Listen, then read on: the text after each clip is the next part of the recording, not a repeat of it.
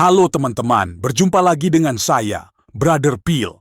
Kali ini kita akan menyaksikan pemaparan dari Rob Christian, di mana dia mengkritik surah 9 ayat 30 yang ternyata tidak sesuai dengan sejarah. Selamat menyaksikan.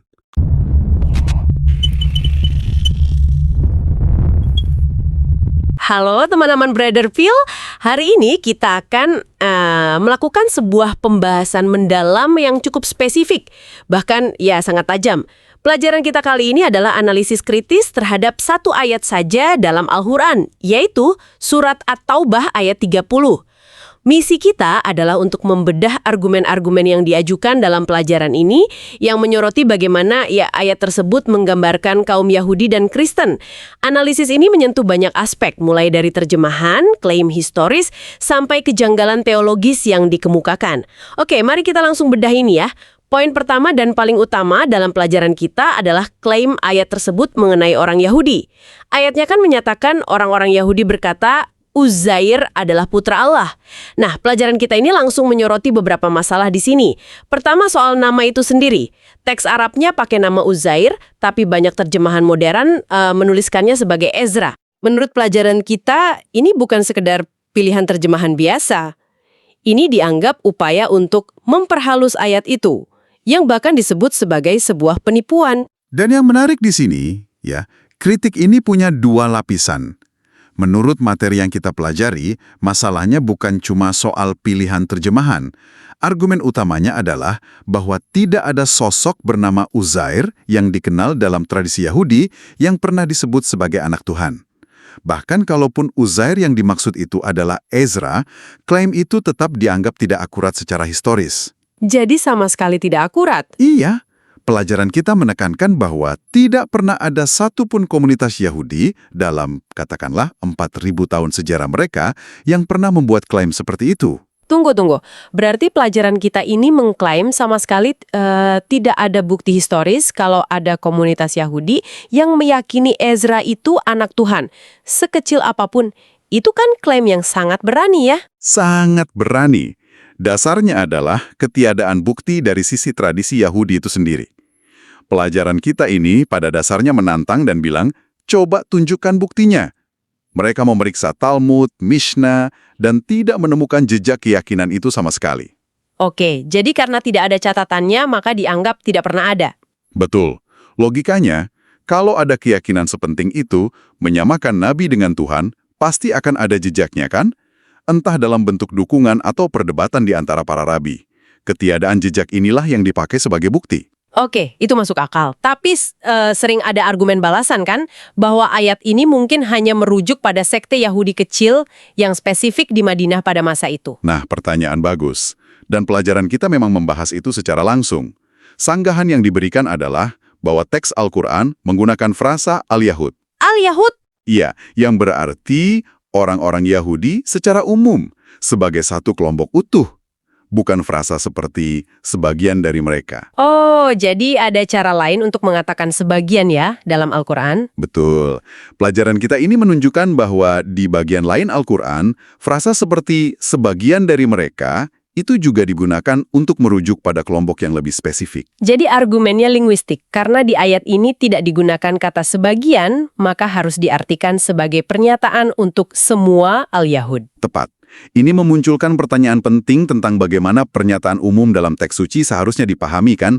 Apakah berlaku untuk seluruh anggota kelompok atau hanya sebagian kecil? Nah, pelajaran kita ini dengan tegas mengambil interpretasi pertama untuk menyoroti apa yang disebutnya sebagai sebuah kebohongan. Untuk memperkuat argumen ini, materi kita juga mengingatkan kita pada sebuah contoh dari Alkitab. Iya, soal reaksi imam besar Yahudi ketika Yesus mengaku sebagai anak Allah. Benar, dia akan langsung merobek pakaiannya. Betul. Dan menyebutnya sebagai penghujatan. Ini digunakan untuk menunjukkan betapa mustahilnya bagi orang Yahudi pada saat itu untuk membuat klaim serupa tentang Ezra atau Uzair. Oke, jadi kritik di bagian pertama ini sangat berlapis ya. Mulai dari nama, klaim historis, sampai generalisasi berdasarkan tata bahasa. Sangat terstruktur. Setiap elemen dirancang untuk saling mendukung. Nah, disinilah bagian yang sangat menarik. Ayatnya kan berlanjut dengan kalimat, semoga Allah membinasakan mereka. Pelajaran kita mengajukan sebuah teka-teki teologis di sini. Iya. Jika Al-Quran adalah firman langsung dari Allah, kepada siapa Allah berbicara saat mengucapkan kalimat ini? Nah, ini adalah inti dari masalah yang diangkat. Frasa tersebut menciptakan sebuah kebingungan logis menurut analisis dalam pelajaran kita. Karena terdengar seperti doa ya, tapi Allah berdoa kepada siapa? Persis. Apakah Allah sedang meminta entitas lain, mungkin Allah yang lain, untuk bertindak? Ataukah ini semacam doa dari Allah untuk Allah sendiri? Ini membingungkan sekali kalau dipikir-pikir. Pelajaran kita juga mengajukan kemungkinan lain. Apakah ini pertanda bahwa penuturnya sebenarnya bukan Allah? Oh, Melainkan Nabi Muhammad atau Malaikat Jibril yang sedang melaporkan sesuatu, lalu menyelipkan doanya sendiri. jadi ini semacam pertanyaan tentang suara narator dalam sebuah teks suci. Tepat. Sebuah poin yang sering menjadi fokus bagi para kritikus teks. Siapa sebenarnya yang sedang berbicara di setiap kalimat? Oke, jadi kita sudah bahas dua kritik besar. Sekarang mari kita beralih ke bagian kedua dari ayat ini, yang ditujukan kepada orang Kristen. Ya. Ayat tersebut menggunakan istilah Nasara untuk merujuk pada orang Kristen. Menurut pelajaran kita, penggunaan istilah ini juga tidak tepat. Ada dua argumen utama yang diajukan di sini. Pertama, dari sisi linguistik. Orang Kristen dalam bahasa Arab itu menyebut diri mereka Al-Masihiyin. Al-Masihiyin. Artinya? Artinya para pengikut Al-Masih atau Kristus. Jadi istilah Nasara itu bukan istilah yang mereka pakai untuk diri mereka sendiri. Jadi itu label dari luar. Betul, sebuah eksonim. Lalu yang kedua, dari sisi historis.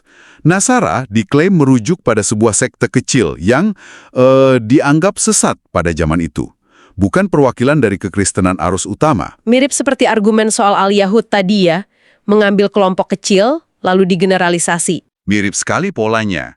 Materi kita menarik garis pemisah yang sangat jelas antara sekte historis ini dengan keyakinan Kristen secara global. Pelajaran kita juga menepis kaitan nama Nasara dengan kota Nazaret kan? Iya, argumennya sederhana saja.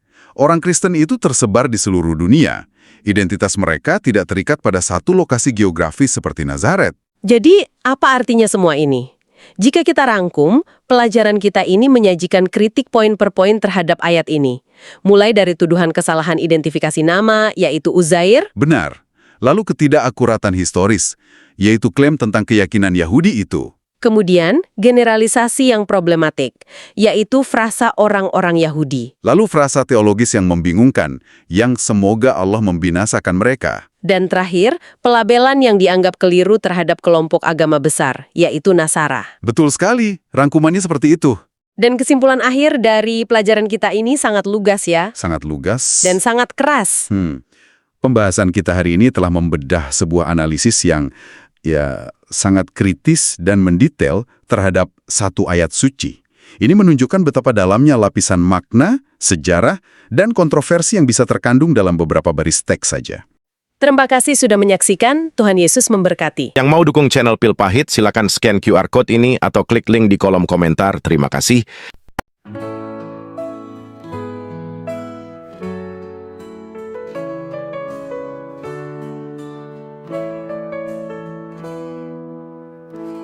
Janganlah hendaknya kamu kuati tentang apapun juga, nyatakan dalam segala hal keinginanmu kepada Tuhan dalam doa dan permohonan dengan ucapan syukur. Segala perkara dapat kita tanggung di dalam Dia yang memberi kita kekuatan. Bersukacita senantiasa dalam Tuhan. Sekali lagi ku katakan, bersukacitalah. Tuhan kita akan memenuhi segala keperluanmu menurut kekayaan dan kemuliaannya dalam Kristus Yesus. Dimuliakanlah Allah dan Bapa kita selalu.